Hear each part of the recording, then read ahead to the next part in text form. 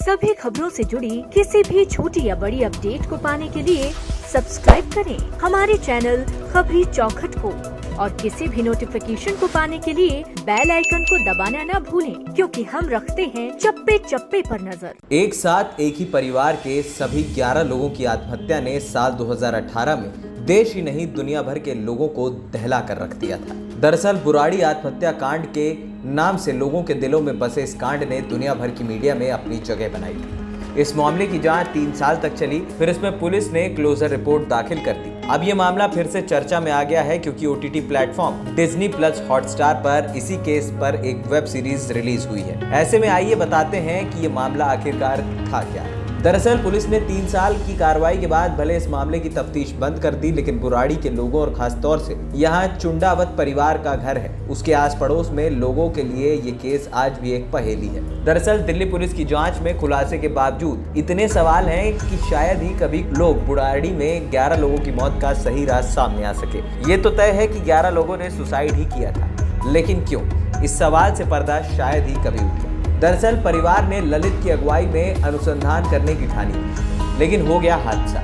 इसके लिए भाटिया परिवार ने आत्महत्या वाली रात यानी 30 जून से पहले करीब 6 दिन तक फांसी पर लटकने की प्रैक्टिस की। ये भी पता चला है कि प्रैक्टिस के दौरान सभी के हाथ खुले रहते थे। वहीं हादसे यानी 30 जून 2018 की रात को सिर्फ ललित और उसकी पत्नी टीना के हाथ खुले थे और बाकी सबके हाथ बंधे हुए थे। दिल्ली पुलिस क्राइम ब्रांच के मुताबिक सीसीटीवी फुटेज में भाटिया परिवार के सदस्य फांसी लगाने के लिए सामान लेकर जाते हुए दिखाई दे रहे हैं। जारी फुटेज में ललित की पत्नी टीना और श्वेता दुकान से स्टूल लेकर घर जाते हुए दिखाई दे रही हैं, जबकि इनके बच्चों के हाथों में बिजली के तार थे। जांच के दौरान इस बात की पुष्टि भी हुई है कि परिवार के सदस्यों ने स्टूल पर चढ़कर फांसी लगाई थी और सबके हाथ तारों से बंधे थे और बरगद की तरह लटके थे।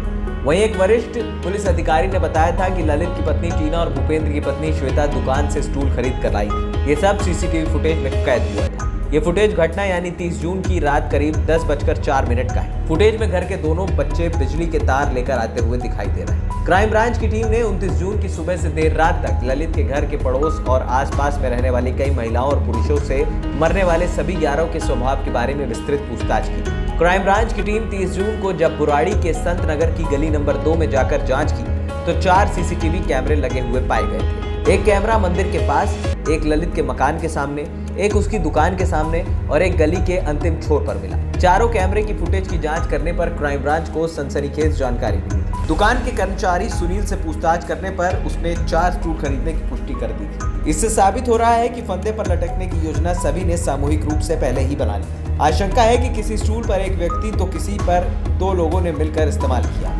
इसके अलावा अन्य सीसीटीवी फुटेज में ललित पॉलीथीन में सामान लेकर आता हुआ दिख रहा है। पॉलीथीन में डॉक्टर टेप और काली वस्तु दिखाई दे रही है। पुलिस पूछताछ में सामने आया है कि ललित या परिवार का कोई और सदस्य कभी खुद सामने लेने नहीं जाया करते थे, लेकिन वो विशेष रूप से टेप लेने के लिए दुकान में गए। पता भी चला था कि ललित ने पूरे परिवार के लिए बाहर से खाना ऑर्डर किया था, लेकिन खाना लेने के बाद ललित ने युवक को रुपए नहीं दिए। उसने युवक को रुपए लेने के लिए भूपेंद्र के पास भेजा था। वहीं बेहद सुंदर और आकार में छोटी डायरी में परिवार की बेटी प्रियंका ने शुरुआत ही इस बात से की थी कि मैं जो बात आपको बताने जा रही हूँ उससे मैं आपकी नजरों में गिर सकती हूँ। अगले पेज पे वो मॉडल टाउन में रहने वाले एक लड़के का नाम लिखते हुए उसे अपना दोस्त बताती हैं और ये भी लिखती हैं कि अब वो घर खाली करके जा चुका है। इसके बाद आगे के पेज पर प्रियंका जीवन के बारे में मामा ललित द्वारा दी गई नसीहतों का जिक्र करती है। ये भी भरोसा दिलाने की कोशिश करती है कि वो शादी के बाद अपने ससुराल में ठीक से रहेगी, वहाँ सबको खुश रखेगी और किसी को शिकायत का मौका नहीं देगी। इसके अलावा इस डायरी के आखिरी के कुछ पेज खाली मिले थे। वहीं बाहरी दिल्ली के बुराड़ी इलाके में चुंडावत परिवार के 11 सदस्यों की मौत को लेकर दाखिल